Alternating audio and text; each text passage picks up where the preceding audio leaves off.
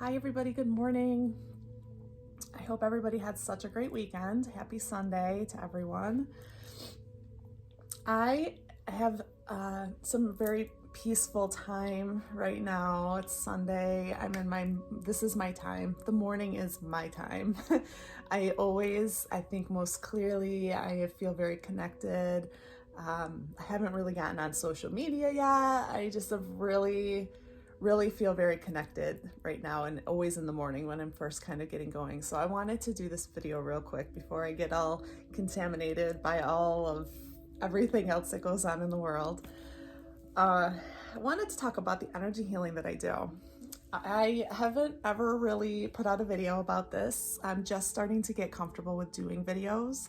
I had a little group on Facebook for a while where I would do videos on actually a weekly basis, and this is really my first go at it on my public platform, so I'm really excited about this. But energy healing, what is it that I do? I post my bed, I show pictures, I say I'm an energy healer.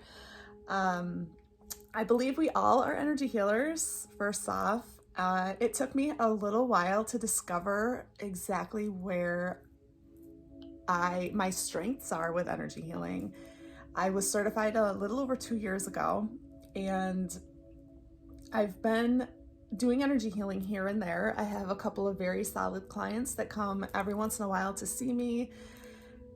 I haven't really pushed my business too much, and it's mostly because of my confidence. If I'm being completely transparent, it's because of my confidence. And I realized this past couple of months have been really transformational for me, spiritually, just my overall well-being.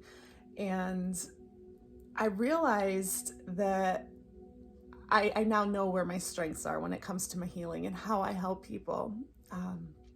So I'm really excited to really start getting myself out there. I was certified a little over 2.5 years ago. I may have already said that. And the type of energy healing that I do it's energy healing. There's no fancy name for it.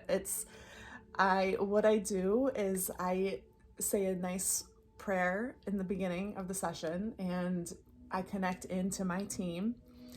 I ask to be connected into my client's team, and we sit and we breathe for a moment and really kind of tune in, and I really kind of tune into my client at that time.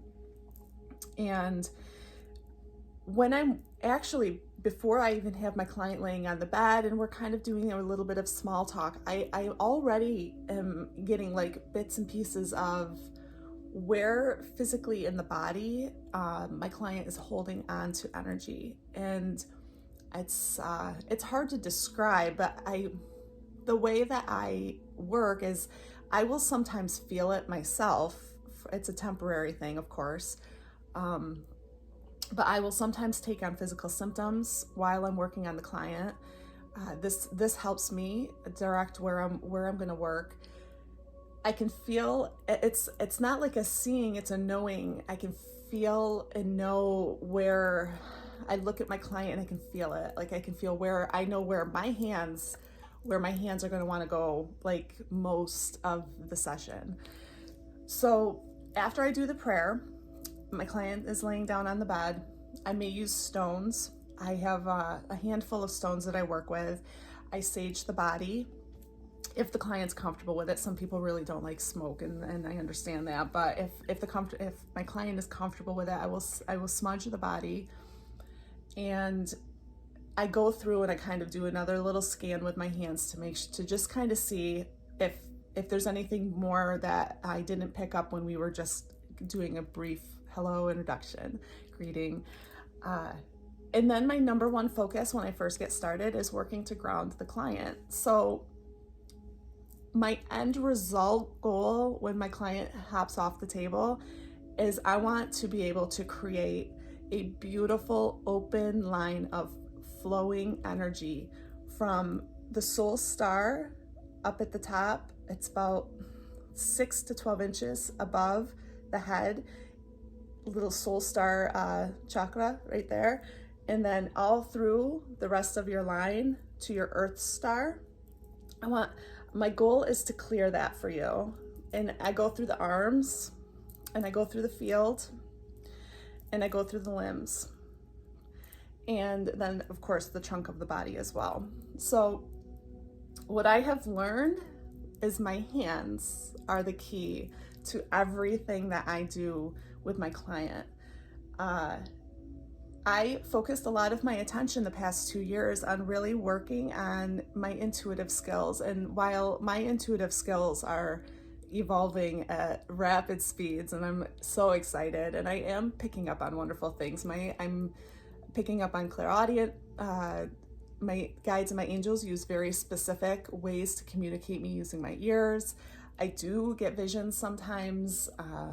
Like I said, I take on symptoms of my client. If you've noticed, though, I talk with my hands. I've always talked with my hands.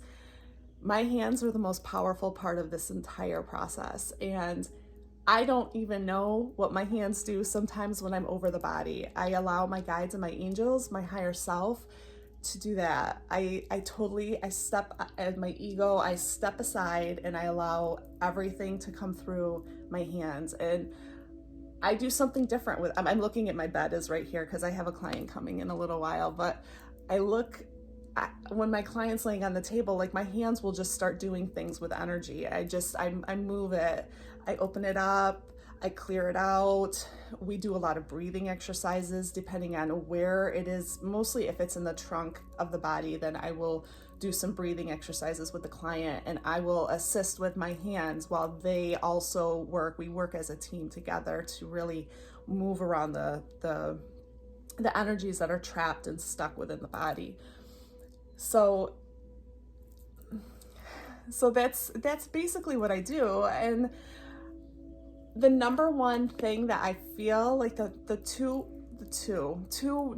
two benefits that I feel come through quite clearly for my clients when I'm all done with the session, they feel more grounded. I spend a lot of time focusing on grounding. I spend a lot of time connecting from basically your root, your earth star, through the legs. I spend a lot of time really creating a nice flow of energy through the legs, clearing out this area here, taking your earth star, connecting it into Mother Earth. I pull the energy, I say prayers, I connect into Mother Earth, and I pull her energy up, and I really try to integrate it with my client's energy as well. And I open up the meridians at the bottoms of the feet too. I work that is a really big thing too, because if you are the soles of your feet, little like sponges, and it's amazing how the feet get into reflexology. I haven't done a ton of research, but there are so many associations between the feet and the whole physical body. But at the very bottom, at the soles, I open up those meridians. I spend quite a lot of time making sure that the sponge is allowing your energy to flow through, because you want to connect to Mother Earth in a healthy way. Not that there's really an unhealthy way to connect to her, but you want to connect to Mother Earth, and you want to allow your energy to be able to blend with hers, so that she can also bring up hers and send those healing energies up through the soles of your feet and through your earth star. So that really helps us to stay grounded as human beings, and we want to stay grounded because otherwise we're just like all up in our heads and we're everywhere. So so that's usually my number one focus right off the bat. And once I work through the rest of the body, we can clear some trauma. Sometimes we find I tend to, people who gravitate to me tend to have a lot of need some work through here, and that's not uncommon. I think that's just through childhood conditioning and stuff. We have to work through this space where we hold a lot of our childhood conditions, a lot of our emotions. We trap a lot of things down here. Digestive issues can take place. So I do find that a lot of my clients, we focus a lot on this area right through here. And there can be times where I pick up some different things from the childhood. I've had visitors come in, grandparents and angels that want to come in and they want to just reassure the client that they're still here. I've had them show me different bits and pieces. It doesn't happen often, and I don't like my clients to have any expectations that a loved one is going to visit, because I have no control over who comes in and who doesn't. What the client needs, that's what happens. Your higher self will communicate to the whole, like the wonderful network of spirit beings. They communicate. I'm just the conduit. I'm just the vessel. So I have no control over whether your loved ones will come in and say hi. It's not for like a mediumship reading. It's for your healing. They come in if there's unresolved, like if you are holding unresolved trauma in your body because something wasn't resolved before they passed on. That's when your loved ones sometimes will come in and just want to offer some words of reassurance, or it's unique. It's unique to every client, so it's very difficult for me to explain to you how that happens. So I've had a lot of different scenarios take place. So yeah, I know I'm all over the place, but so we work to clear the line and remove anything that's just not serving you anymore. So a lot of the times the client will be done. We say closing prayer. We give thanks, of course, to our team of guides and angels for helping us with the session. If I remember, we do an oracle card. Sometimes I will throw that in as well. Trying to think if there's anything else. This is really improv, guys, so appreciate your patience. I think that's about it. I feel like there was one more thing I wanted to say, though. Yes, this is very important.